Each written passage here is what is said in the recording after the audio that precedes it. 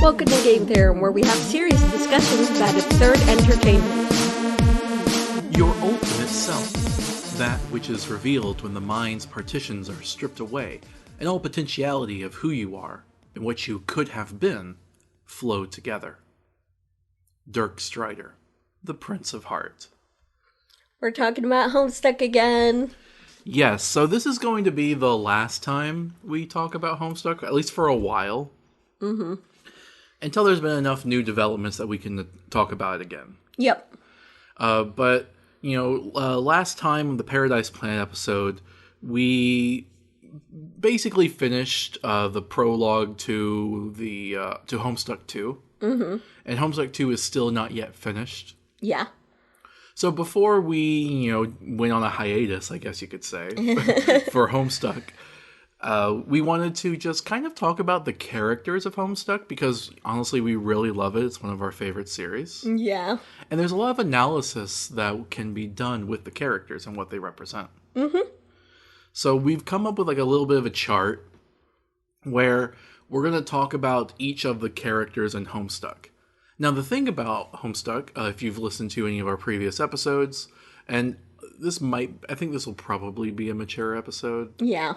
Just because of what Homestuck normally goes into. Yeah. But there's lots of timelines, and there's lots of alternate universes. So every character is expressed in a multitude of ways. Mm-hmm. Because of all the different timelines and alternate versions and whatnot.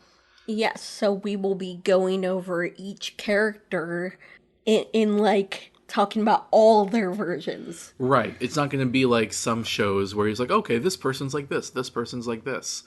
And with these characters, there's like an archetype of like, who is John, right? Mm-hmm. But then you have to talk about like, well, what about all the individual Johns? Yep. Or June. Mm-hmm. So that's kind of how we're going to do it. So why don't we, we'll do the first one and kind of feel out our way from there. All right. All right? Mm-hmm. We're doing John first, actually. So why don't you read it? I could riff on it, and then you can say your thoughts on it. All right. John Egbert / sometimes Crocker. Yes. Title is Heir of Breath. That's his class and aspect. Yep. Archetype, activism. Right.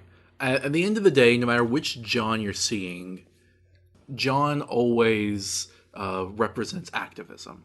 Mm-hmm. As the heir of breath, especially, like the thing John does is John fights for the people he cares about.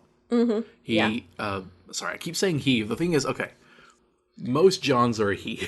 Yeah, I was going to say gender always goes along with being a man, but never quite content with it. Exactly.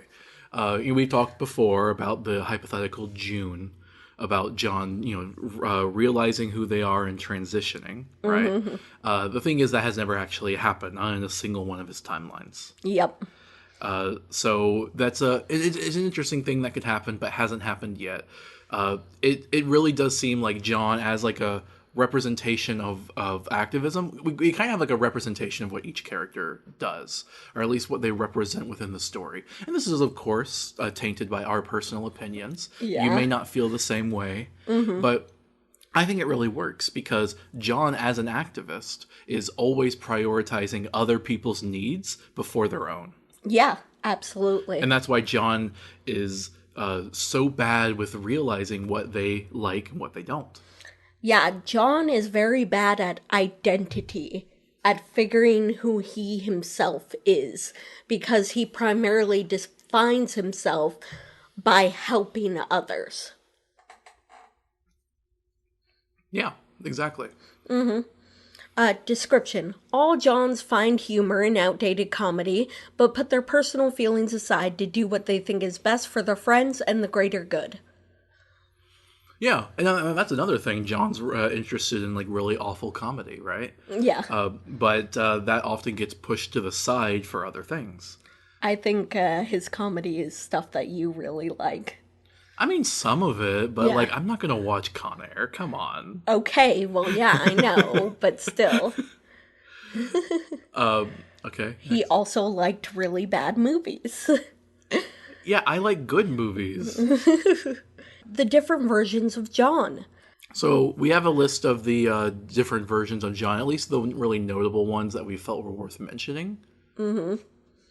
Alpha John is the first one. And that's basically the John that finishes the game. And I guess technically might be Meat John? Yeah, Meat John is the one that, like, martyrs himself for Lord English. And then there's Candy John. He's the one that actually gets to grow up and get old. There's Alt John, who is the one that got killed by Terezi by going to the big boss early. Yep. There's Pop-Up. Oh, that's the one that got to be a grandpa to Jane. Yes. There's Pre-Retcon John, before he got his retcon powers. Oh, wait, yeah. Pre-retcon John. He was the one that was blown up by Typhoeus. Oh, right. Yeah, okay. There's Dream John. His dream self. All the players have dream selves. And then there's June, which is the hypothetical John if he transitioned into a girl. She transitioned. Yeah. Yeah. Okay, so these are all the different versions, and so we talked about how John represents activism. So what we've listed here for each of the characters, what they represent at their best and at their worst. Best and worst being relative terms. Think of your standard morality. Here, at best, here's like the nicest, happiest way that they could represent this idea, and then at worst, here's like the most despicable way they could represent this idea. Yeah, it's basically the best and worst person that this character has been. Yeah, and every character varies. Now, some characters, their worst is still pretty good, but some characters, their best still isn't that great. Yeah, it depends on the character. All right, at best, Meat John sacrificed himself and a happy life to kill the evil Lord English. Yep, represents what John has been throughout the core of the story. Basically the protagonist, the hero that has to defeat the big bad for all their friends, right? Yeah. And I think that is pretty symbolic of activism, to the point of success of defeating the villain, right? Yeah, definitely, and I think that is very John. All right, at worst, Candy John let the world fall into fascism and emotionally abandon his family when he couldn't find a clear-cut way to be the hero. Yep. So this is a huge difference between Meat and Candy John. Obviously, it was going to be a disparity between these two. John is against fascism. The problem is John just couldn't work himself up to do anything about it. Because the person who was fascist was his ectobiological granddaughter. It was Jane. It was Jane. And so he really didn't do anything about it. Right, but it wasn't because it was Jane. It was because there wasn't a clear way of being the hero, of being the protagonist. It wasn't, oh, well, you go do this quest and beat up the big bad. It was, you have to stop a movement, or rather a political ideology beget by power structures. Yeah, and John was really not into politics and stuff, and that was a fault of his, is that he always wanted to be the hero, but in a sort of way that he had to save everyone, to the point where he wasn't able to just directly swoop in and save them. Therefore, he wasn't sure how to save them at all. Yeah, which meant he did nothing. Which I think is, on point for activism. Mm-hmm. Because the thing is with activism, I mean, look at all the protests we've had in America the past year or so, right? Mm-hmm.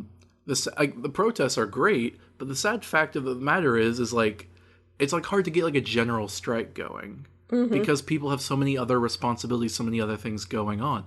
Activists can get burned out, and this is the burned out John. Yep. You kind of pity him, but you're kind of I really wish you would have done something, John.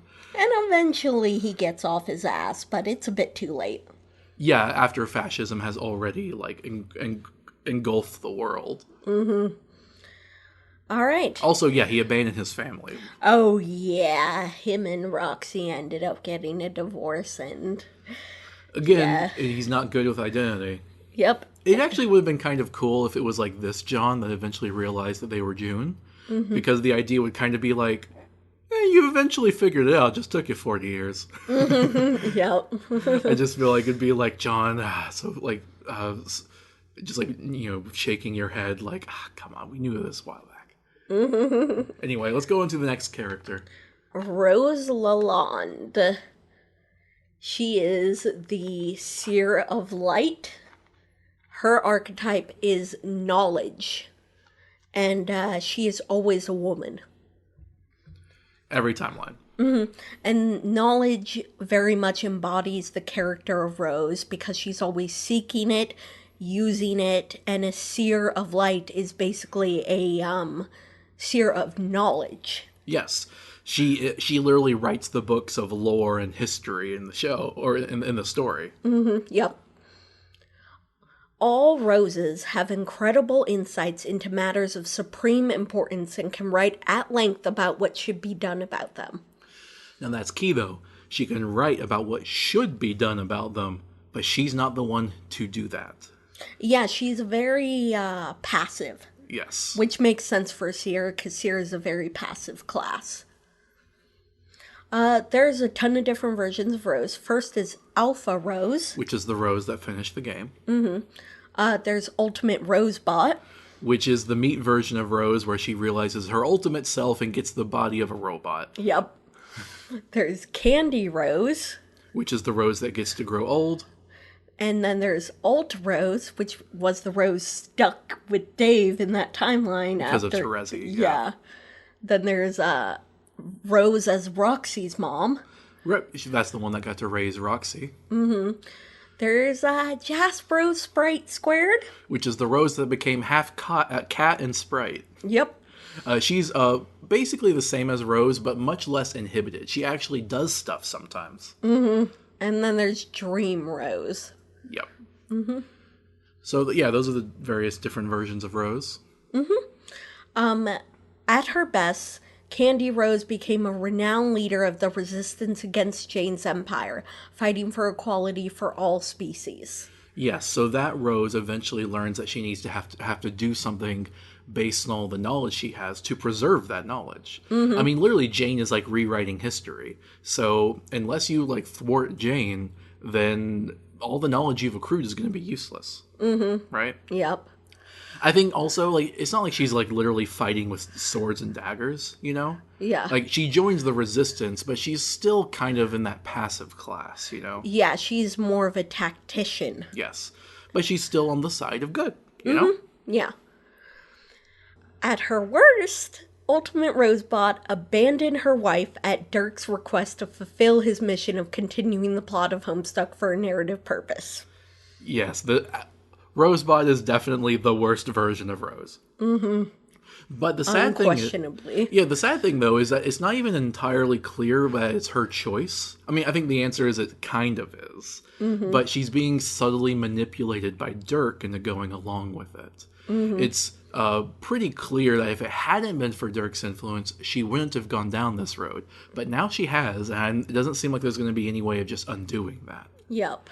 And, yeah, she's facilitating atrocities. She's letting, Earthsea just burn to fascism. She doesn't care about her wife. She's pretty horrible and apathetic. She is the idea of knowledge for knowledge's sake.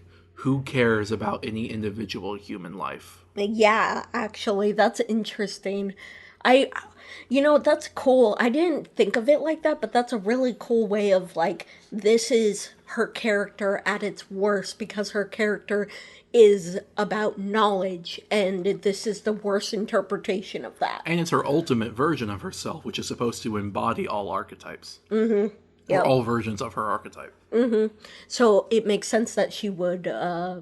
Be the worst? Yeah, that she would say that knowledge is the most important thing. Right. And not care about people. All right, next character is Dave Strider. Dave Strider, the Knight of Time. His archetype is socialism, and he's usually a man. Now, you might be a little concerned about that. What? This character represents socialism? And the answer is yes. He loved Obama since he first ran for president. And, like, obviously Obama... He has this thing about Obama. Yeah, he does. It's weird. I mean, Obama's not a socialist, right? But I think you can clearly see how someone seeing Obama running might think he might lean that way. And also, Dave takes it further than Obama did. Oh, yes. In his ideals. Oh, well, Dave has, like, a headcanon that the Earth B1 Obama died in 2009, which we actually know wasn't true, but he doesn't know that. Uh-huh. Or he doesn't know it until later. Yeah. And his headcanon is that, well, the original Obama would have done, like, socialism. Like, Earth B2 is basically not canon. That didn't happen. I don't like acknowledging that. And then, like, some of the Earth B2 kids are like, or humans are like, no, it happened. Yep. He's like, Trump is not canon. Yep. Anyway, so description. All Daves are unable to watch people get hurt and are compelled to fight wrongs in the world no matter how abstract. Yeah, he's the knight of time. His whole thing is literally wielding a sword against an abstract concept. Yes, and he uses the abstract concept of time as a weapon. That's what the knight class is basically for. Yeah, literally, but we're kind of going more symbologically. Yes, and he's very much a protector. That is why he's a knight. Mm-hmm.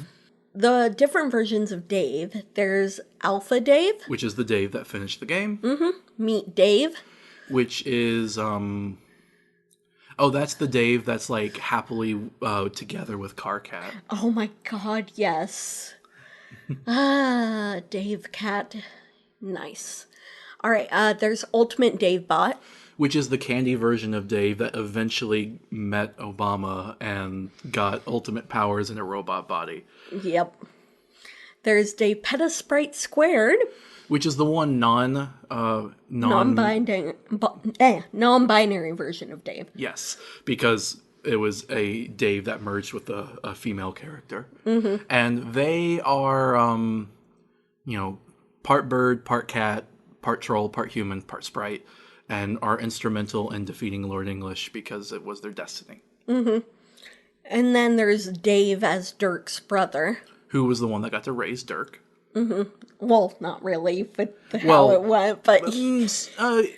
from afar. Yeah. There's a pre-retcon Dave. Which was a really tragic version of Dave. Yeah, and then there's Dream Dave. Okay. Which is just his dream self. Yep.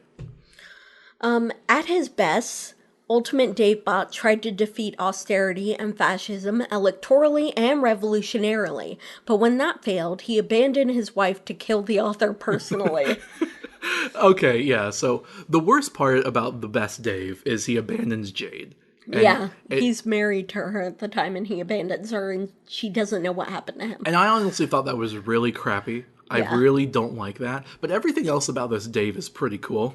He tries to defeat fascism and austerity. Like, he literally, like, goes... Like, he prides himself against going neoliberal austerity measures. If that's not, like, socialism, then what is, right? Mm-hmm. So... Okay, it's not literally the definition. It's in that direction, okay? Give us a break. And... So he tries to oppose it electorally with a presidential election. That doesn't work, so he tries a revolution. And that doesn't work, or at least doesn't work fast enough in his time. So he ends up, meeting Obama, becoming Ultimate Davebot, becomes an ultimate self. And he seems to be the only one who's not a complete garbage person. Because Dave, at his core, as an archetype, at least was really good at fighting for good. Although I think Jade ended up getting the raw end of that deal. Yep. Mm-hmm. At worst, pre-retcon Dave, loathing himself, swore off time travel to prevent making more of himself to die, which ended up killing him. Oh yeah, that was really sad. So that's basically leading up to the Game Over event in Homestuck. Oh, right. Where that Dave was so sick of seeing alternate versions of himself getting killed because he was weaponizing time travel, that he just decided to, like, swear off time travel at all. Mm-hmm. And his idea was this will prevent more of him from dying. And in the end, he ends up facing two godlike bosses, fighting them alone, and no timeline versions of himself come to save him because he swore off time travel. Mm-hmm. And therefore he died right then and there. Yeah. So his death, I think, really is like reveals a lot of like self-loathing, and I know that doesn't really correlate to like the concept of socialism, but it makes me feel like it reminds me of like leftist infighting.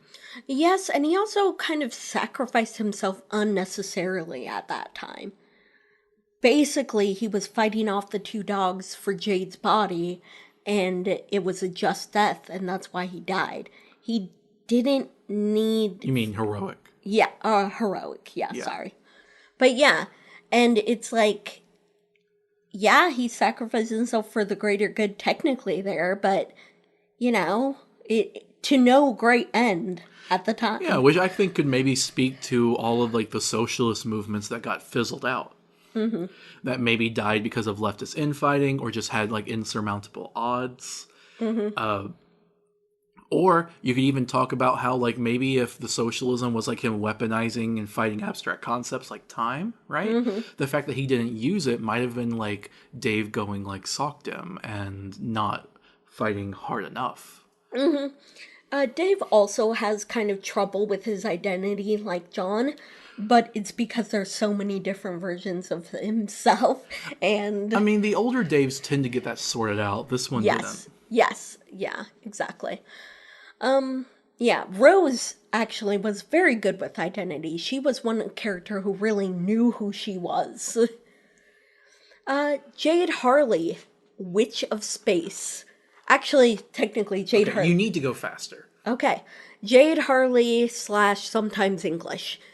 She is the Witch of Space, archetype socialization, and she's always a woman.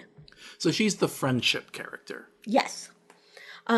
All Jades try to make other people happy, even when doing so comes at great personal expense. So it's kind of similar to John, but it's more about friendship and happiness as opposed to just, fighting for one's rights. Yeah, it's more about other people.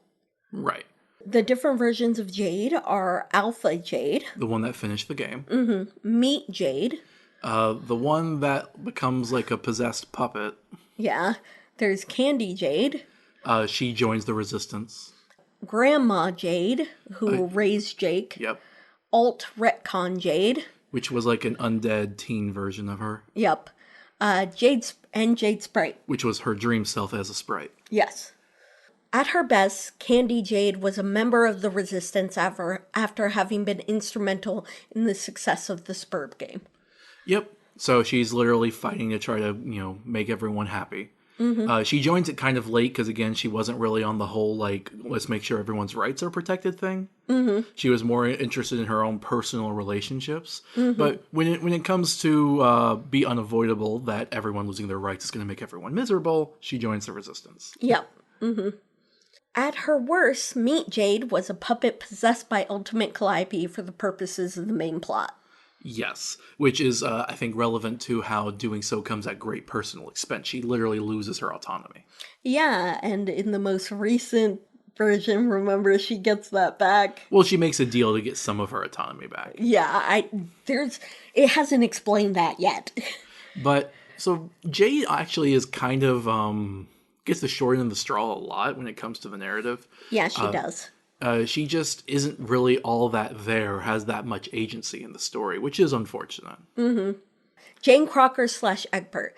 She's the maid of life. Her archetype is corporatism, and she's always a woman. All Janes inherited a great fortune and ability to shape the world with that fortune as they saw fit. Which, as you can imagine, usually is not a good thing. Mm-hmm. There's Alpha Jane. The Jane that finished the game. Mm-hmm. Meet Jane. The one that is elected president. Mm-hmm. Candy Jane. The one that becomes a dictator. Nana Sprite. The one that grew old and raised John and renounced her fortune. Well, she was John's grandma. And then there's Dream Jane, that's just her dream self. At her best was Nana Sprite, abandoning her fortune when she learned of the Condes's evil nature and instead lived a quiet, content life. Yeah, she just... as a grandmother. She sees the fortune and the evils it can do and just goes, actually, I don't want anything to do with this. So the first version of Jane you ever see, Nana, is the best that there ever is. It's only downhill from here. Yeah, she has a family and loves jokes, and that's pretty much all for Yeah, her. she's pretty wholesome, to be honest. Yeah, she is. Loves baking. At her worst, Meat Jane used her status as a god to create a fascist corporate empire to rule the entire planet while genociding trolls. I don't think it could get much worse than that. Yeah. She's pretty despicable and awful and xenophobic and she's hateful and she's a fascist. She's a fascist. Yeah. And, I mean, yeah, fascism is, I think, the worst extent of corporatism. You know? Yep. Like the best thing you can do with corporatism is basically just like liquidate yourself. That's what Nana Sprite did. The other Jane's just like, nah, I'm gonna go with this. Yep.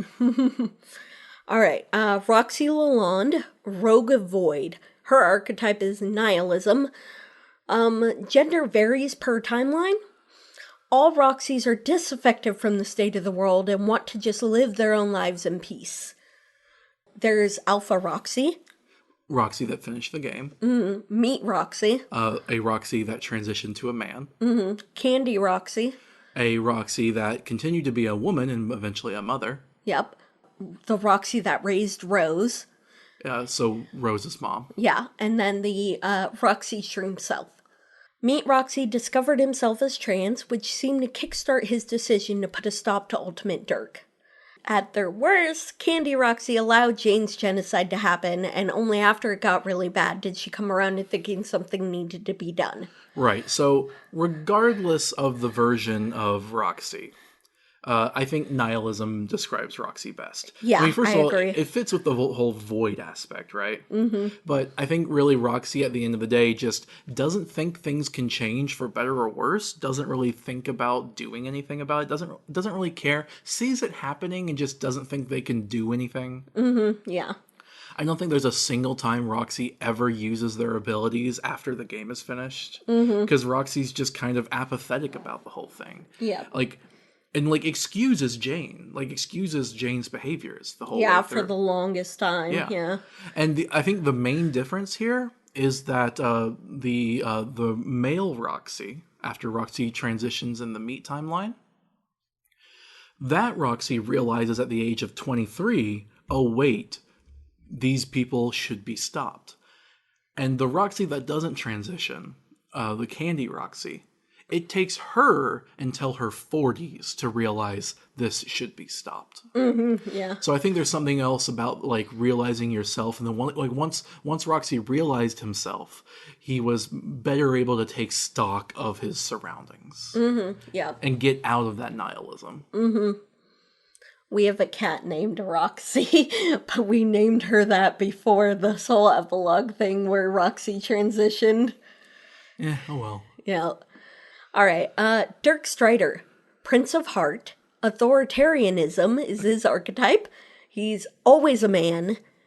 And all Dirks are consumed by a desire to control their reality while obfuscating their efforts in layers of irony. That's so true, because it's such a trope of people being like, oh, well, I was just joking, or no, I was being ironic. Actually, you don't even get it. There's 3 layers of irony there. What do I even mean? If you've ever watched that political channel Dreg, that's this. Yeah.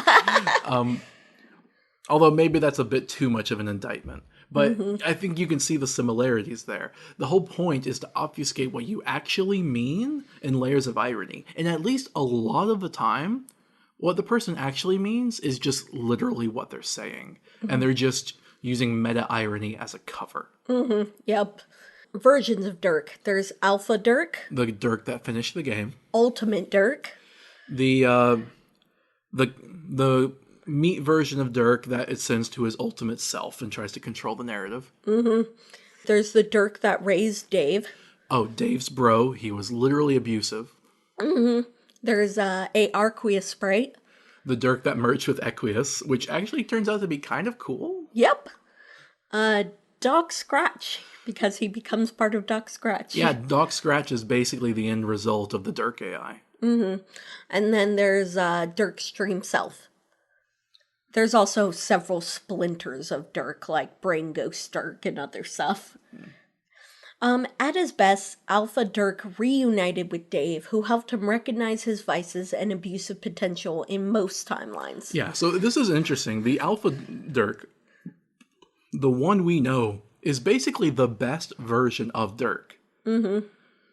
But at his worst, in the Candy timeline, he realizes his ultimate self, and that one good version of him gets overshadowed by all the bad. Yep. Ultimate Dirk uses irony to distract from his bigoted and condescending views of other people, whom he just thinks are characters in his story. Oh yeah, I don't think he actually misgenders some of the trans characters, but he does like everything possible to be condescending towards them without actually misgendering them. Mm-hmm. And he might misgender them if I miss that, honestly. Possibly. If he does, he corrects himself. Like, well, I remember the first time, like when Roxy was exploring being they them for a bit. Mm-hmm. Dirk was like, "Oh, what? You thought I'd be bigoted? No, I'll use they. I'll use they." Mm-hmm. And it's like, okay, Dirk, you don't have to like make it such a big deal. Yeah. And it's clear that he was like upset about it, right? Yep. So he is definitely a bigot. Mm-hmm. Jake English. At least that version of him. Sorry. Yeah. Jake English / Harley. He's the Page of Hope. Archetype is status quo, and he's always a man. All Jake's fear making life-changing decisions, resigning to status quo while superficially desiring extreme thrills. That's Jake to a T. Yep. Mm-hmm. Because he wants all these thrills and everything, but if something actually changes, he gets terrified. Yep. At his best, the different versions of Jake are Alpha Jake. The Jake that finished the game. Meet Jake. The Jake that has this weird thing going on with President Jane. Mm-hmm. Candy Jake. The Jake that managed to finally escape Jane's abusive grasp. Mm-hmm. Grandpa to Jane. The one that raised Jane. Or Jade. Sorry. Jade, sorry. Yeah. And then there's his dream self. At his best, Candy Jake managed to escape his relationship with his abuser, Jane, a fascist empress, and liberated his child. Yes, that Jake, it's so good to see it pay off, because he's the kind of character that like doesn't ever really do anything of that's that good. He's not really helping the allies, but he's in such a subjugated position from Jane that you just hope he just gets out of there and escapes, you know? Mm-hmm, yeah. She really manipulates him, and it's just good to see Jake and John bonding in that timeline, and then his kid gets free. It's really nice and wholesome, and I think it shows that this Jake shows that the status quo is a farce. Yep. And the superficial thrills, well, like he got a real thrill of escaping that life. Yep. At his worst, the grandpa version of Jake aided the Nazis and abandoned a great number of children he sired with different women. Yeah. Because Nazis were the status quo. Yep. And, being a patriarchal, awful father was the status quo. So he went along with that and had superficial extreme thrills of hunting while abandoning his children and helping literal Nazis. Yep. All right. Radia Megiddo. Title, Made of Time. Archetype, spirituality. She's always a woman. All Aradias explore alternate timelines as an exercise in helping others and following their stories until they die. The different versions of Aradia are Alpha Aradia. The one that finished the game. Candy Aradia. The one that's like lived hundreds of lifetimes and like helps out Calliope. Mm-hmm. And Aradia Bot. The robot version of her. Mm-hmm. At her best, Candy Aradia acts as a disciple to Ultimate Calliope to learn how to better allow all timelines in Paradox space to continue. Yep. She's basically the time disciple. Mm-hmm. At her worst, Aradia Bot simply performed her missions to complete the scrub session, requiring her to watch her friends die repeatedly. So in either one, she's very dutiful. She does her thing, right? Yeah. She is serving her friends. But I think at her best, she comes more in touch with her spirituality, you know? She embraces death as a concept, whereas Aradiaba is just kind of miserable and nihilistic about the whole thing. Yep. She has to witness this death over and over again, and then, you know, the afterlife, but doesn't really enjoy it and just kind of has fun despite it by dating Equius, I guess. Yeah. Tavros Nitrum. He's the Page of Breath. His archetype is heroism, and he's always a man. You might notice this is kind of similar to John, the other breath player, because John was activism. The difference is Tavros really has like flights of fancy about personally being the hero. Yeah. All Tavroses dream of being able to become a great hero at some point in their future. There's Chica Tavros Sprite. Which is the only Tavros that actually survives the game, which is part cat, part god, and part sprite. Pre-retcon Tavros. Who is dead, but still making moves in the afterlife. And his dream self. At his best, pre-retcon Tavros managed to use his personability to convince an army of ghosts to unite to fight Lord English. Oh yeah, that was like Tavros's like complete character arc moment. Yep. Where like all the other characters, so many other characters were trying to do that, and Tavros just manages to do it by being a nice guy. Because he was in a situation where being a nice guy was all that was needed to be the hero. And he was able to do it. And he does that little dance, you remember that? Yeah. That was really adorable. At his worst, G. Cadavra Sprite gained godly abilities only to be allergic to them and be sidelined when the story concluded. Yeah, and in a way you could say that's heroic because like it took the god cat out of the picture to interrupt the game, right? So he was kind of a hero, but in probably the most pathetic way imaginable. Alright, Solix Captor. He's the Mage of Doom. His archetype is Apocalyptism? Apocalyptism. Yes. He's always a man. All Solixes are obsessed with how their lives, stories, and worlds will come to an eventual end. And there's Half-Dead Solix. Which is the only Solix that kind of sort of survives. Aerosol Sprite. Which is the version of Solix that got merged with Eredin in a sprite. Prospit Solix, which is one of his dream selves, and Der Solix, which is his other dream self. He had two. Yes. At his best, Half-Dead Solix came to understand that he had to continue to exist despite the many dooms he had endured. Yeah, so he learns that basically, you were right about the apocalypse, but you didn't really consider what came next. That every event is in some extent an apocalypse, and that there's always going to be more after. At his worst, Aerosol Sprite hated the entirety of existence, including himself, and blew up. No, he didn't blow up. Yeah, he did. No, all the other sprites did. He didn't. Oh, okay. Because he hated himself so much, he felt like he should keep hating himself and continue to exist hating himself. Ah, I see. So Aerosol Sprite doesn't really come to terms with hating everything. He just keeps hating everything because of the dooms that he's experienced. All right, Carcavantus is the Knight of Blood. His archetype is equality, and he's always a man. All Carcats proclaim a deep belief in equality for everyone, with no regard to politeness, sensibility, or civility. Yes, they're basically really crass, but he's pretty awesome. Carcat is amazing, honestly. He's one of my favorite characters. There's Alpha Carcat. Which is the Carcat that finishes the game. Meat Carcat. Which is Troll Bernie Sanders. There's Candy Carcat. Troll Jay Guevara.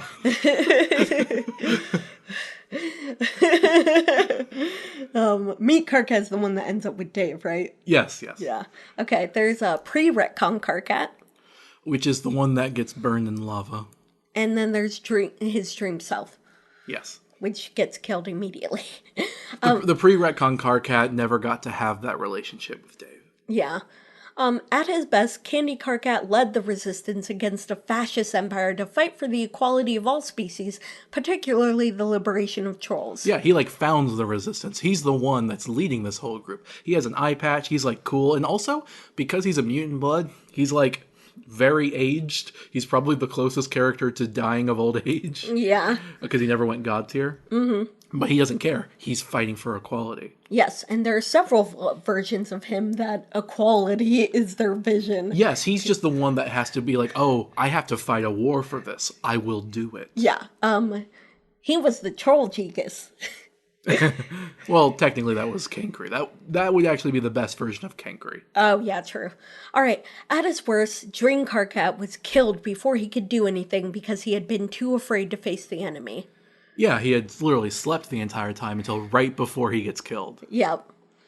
So, yeah. Nepeta Leon, rogue of heart. Her archetype is love, and she's usually a woman. Description: all Nepetas will fight to protect the ones they love, even to the death. Now, this might sound similar to some of the other ones, but it's about love and not just, like, friendship or rights. Mm-hmm. It's about, like feeling in your heart that you truly love someone. Mm-hmm. There is Dapeta Sprite Squared. Which we talked about before, was the Nepeta that merged with Dave. Mm-hmm. There's pre-retcon Nepeta. Which is the Nepeta that just simply got killed by Gamzy. And there's Dream Nepeta, her dream self. At her best, or their best, I guess, in this case, Dapeta Sprite Squared came to love a great many people in abstract ways, and so sacrificed themselves to save Paradox Space. Yeah, so Dapeta Sprite was very much like an open love kind of person, and took this this motif of love to its extreme of what if you just love everyone, right? Mm-hmm. At her worst, pre-retcon Nepeta sacrificed her life in vain to save Equius from Gamzy, even though there was nothing she could have done. Yeah, but it still, I think, speaks to her desire of love, that she would, sacrifice herself to try to kill Gamzy in revenge for Equius, or maybe to save Equius, but obviously being outclassed. Yep. Kanaya Mariam, another one of our favorites. She is the sylph of space. Her archetype is motherhood, and she is always a woman. All Kanayas desire to leave behind a generation that lives a better life than they themselves did. Whether it be like trolls, or like with the mother grub, or other species. Yep. There's Alpha Kanaya, the one that beat the game. There's Meat Kanaya, the one that gets left behind by Ultimate Rose. Candy Kanaya. The one that's in the Resistance with her. Yep. Pre-retcon Kanaya. The one that gets incinerated. And Dream Kanaya, her dream self. At her best, Candy Kanaya was successful in breeding new generations of mother grubs to facilitate troll reproduction. Nice. At her worst, Meat Kanaya, when her wife abruptly left her, lost all sense of purpose in her life and became concerned with vengeance upon Dirk. Which you could say kind of interrupted her goal of motherhood. She doesn't really fulfill that purpose anymore. She was trying to do that, but when Rose left her, she just kind of lost everything. Yeah, and considering that's her worst, it's like, Kanaya's pretty awesome. Yeah, her worst is that she just gives up her purpose. Because she's going through a lot, Yeah, I love Kanaya. Kanaya's one of my favorites, too. Terezi Pyrope. She is the seer of mind. Archetype is justice, and she's always a woman. All Terezis desire that some level of justice be given to good and evil people alike. There's Alpha Terezi. The one that finished the game. Meat Terezi. The one that had a fling with John before he martyred himself. Pre-retcon Terezi. The one that ends up making the plan that makes the retcon happen. Yeah. And her dream self. At her best, pre-retcon Terezi spent the whole game confusing justice with retribution, but she reunited with Vriska, one of her victims, and made peace with her. Yeah, it's weird that the best Terezi is the one that dies and gets together with the best version of Vriska. At her worst, Meat Terezi, without friends to guide her, played along with Dirk's schemes, undecided on whether to bring him to justice. She's just hanging out with him. It's hello. I know. It's very frustrating. Yep. Vriska Circuit. She's the thief of life. Her archetype is capitalism. She's always a woman. All Vriskas are consumed by a desire to personally profit from glory, even if they must manufacture a crisis. Which she does a lot. Yeah. Which is like capitalism. Yeah. Yep. There's Alpha Vriska. The one that finished the game. Candy Vriska. Oh, she's the one that managed to sneak back into the Earthsea universe. Pre-retcon Vriska. She's the one that got killed. Dream Vriska, her dream self. Mm-hmm. And Vrissi, which is... Which is her clone, basically. Yeah, it's Rosenkanaya's daughter. That's like a genetic clone of her. They don't spell this out, but there's a lot of subtext that Vriska is trans. Oh, yeah. A male to female trans. And Vrissi is said to be a clone that is almost identical. And I believe the almost is that Vrissi isn't trans. Oh, yeah. But they always become femme presenting, regardless of timeline. Yep. At her best, pre-retcon Vriska learned what it was like to be bullied by Vriska, and she finally accepted that she didn't need glory. Again, yeah, I think that was the best version of Vriska. The dead one. Yes.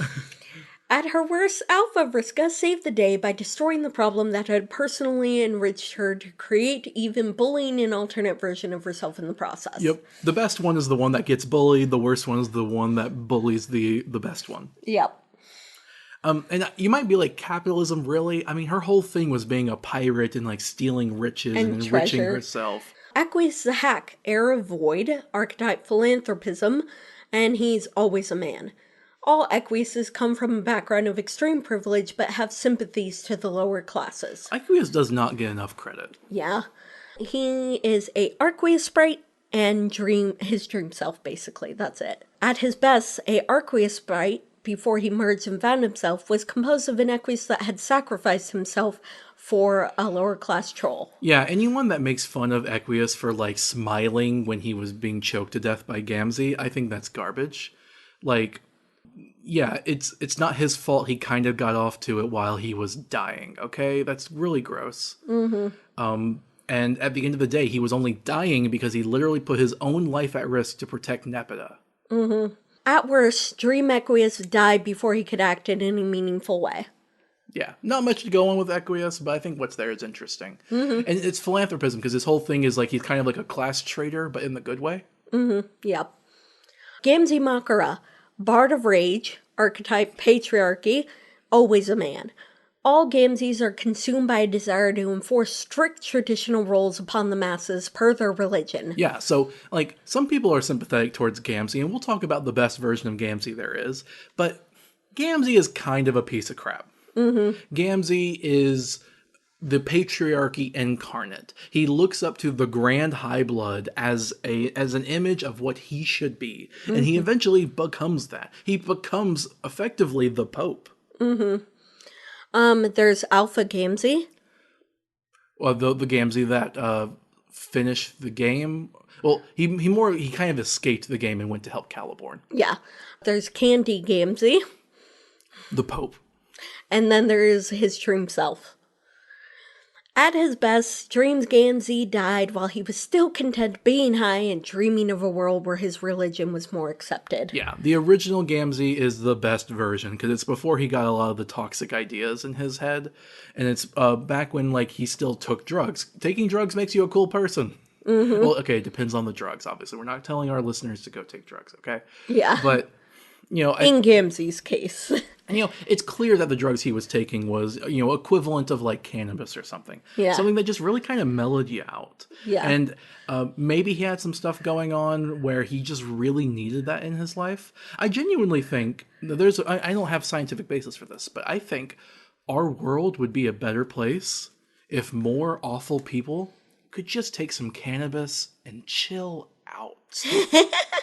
I'm not going to argue with you about that. And I think they could become better people. Gamzy had potential to become someone better.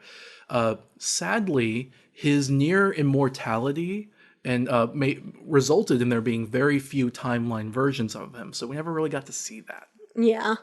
At his worst, Candy Gamzy became a hyper-masculine prophet figurehead of a fascist empire that genocided his own people. Yeah, he was the Pope to Jane and the anti-troll Pope, and had a whole thing with his, like, phallus. So very, very clearly a representation of the patriarchy.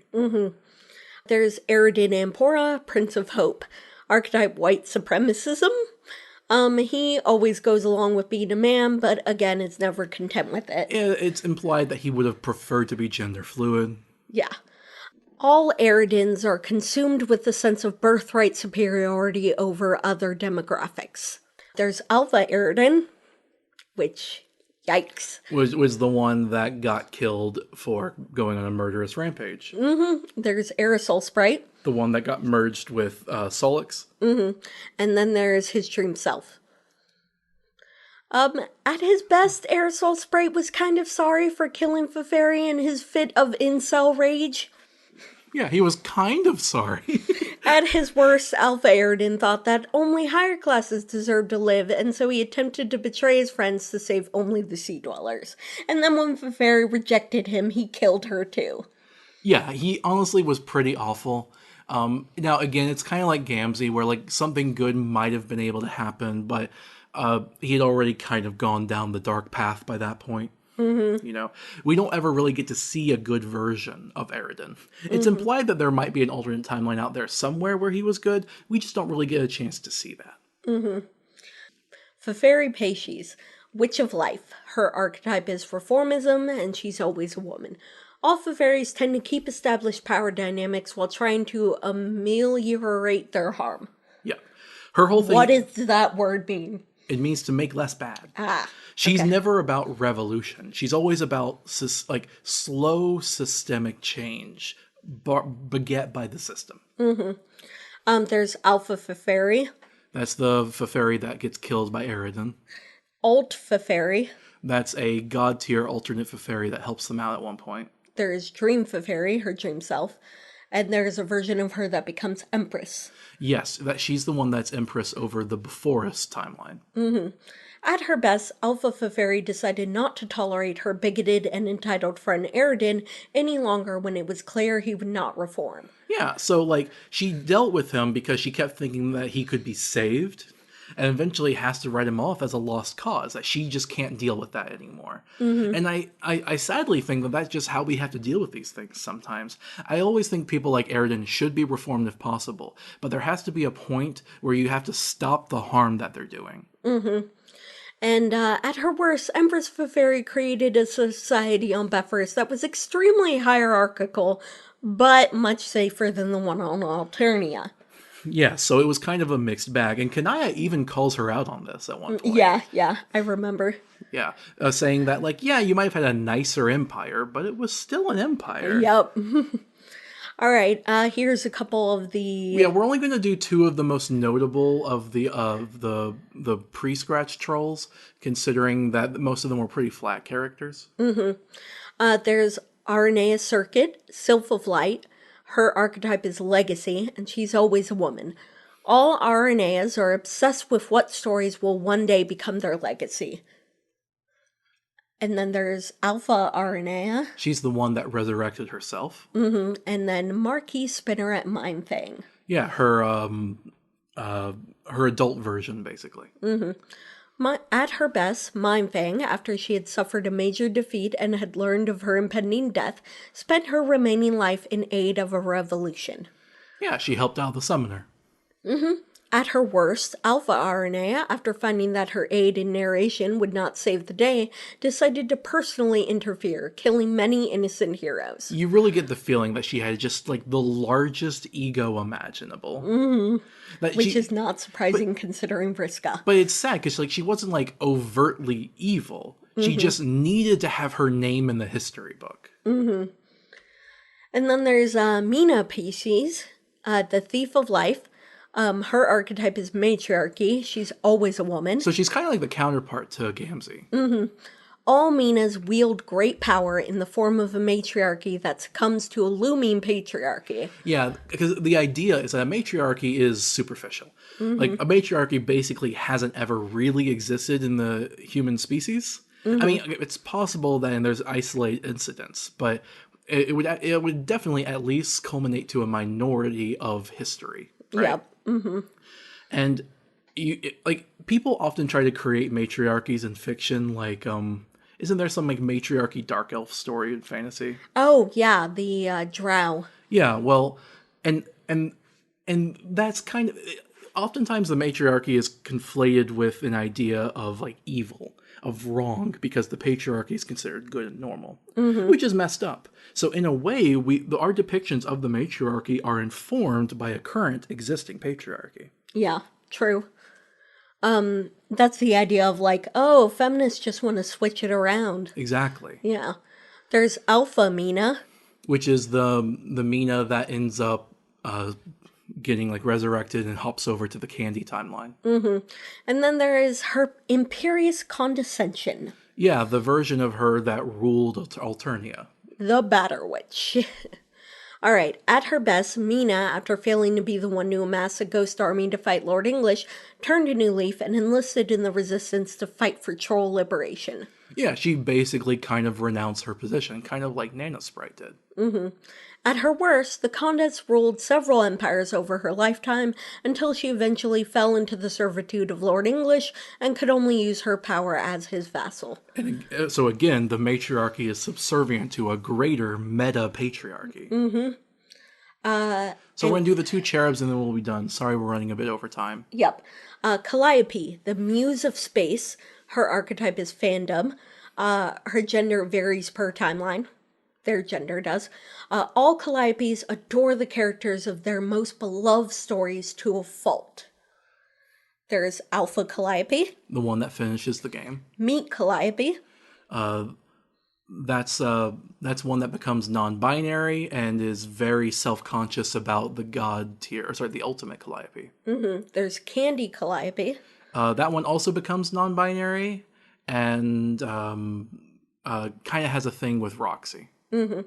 There's Ultimate Calliope. That's the god tier one that becomes her ultimate self. She continues being she/her. And then there's Calliope's dream self. At best. At her best, Ultimate Calliope martyrs herself eternally for the power to protect all alternate characters in the Candy timeline from Ultimate Dirk. Yeah, she gives everything to protect her beloved characters. At their worst, Meet Calliope went into seclusion when Ultimate Calliope arrived in the Meet timeline out of fear of their ultimate self. You're like, what's going on with that one? I wish we could see someone talking to them to kind of be like, hey, I'm worried about you. Then there's Caliburn, Lord of Time, archetype parasociality, always a man. All Caliburns are so obsessed with their beloved stories that they will never allow them to end or live happily. Yeah, Caliburn would be the kind of person that watches a YouTube user and sends them death threats to make more content. Yeah, he's the toxic fandom person, the foil to Calliope. Exactly. There's Alpha Caliburn. Which is the one that finishes his game. Yep. There's Lord English. Which is what he eventually becomes. There's Alt Caliburn. Oh, that's the one that got beaten by the alternate Calliope. Oh, right. And then there's his dream self. At his best, Alt Caliburn had no friends to torment nor recruit to his campaign of terror, and so he could only throw his hate inwards into himself. Which is tragic, but that's the best you could get Caliburn? He's just a terrible person. I don't know. I don't like essentializing that. I'd like to think that maybe that Caliburn, if he had had some help, could have become a good person. Maybe. I don't think his malevolence is intrinsic. Fair enough. At his worst, Lord English began a systemic extermination campaign of all characters in a story he had rigged in an attempt to prevent his death. Yep, because he didn't want to accept he was just another character. It kind of reminds me of how fascists will call other human beings NPCs as a way to dehumanize them and say they're better. And at the end of the day, if they're NPCs, then so are you, man. Yep. Although, let's be real, none of you are. We're all people. Yeah. All right, well, so that is our analysis. Did you agree with some of it? Did you disagree? I know we kind of maybe talked with a bit of assertion because I feel strong in this analysis. But at the end of the day, it's just our opinion. What do you think? And I very much agree with the analysis. But yeah, I'd like to hear some other opinions if you have them. All right, and this concludes our time with Homestuck for now. We'll talk about some other series. All right, bye. Bye.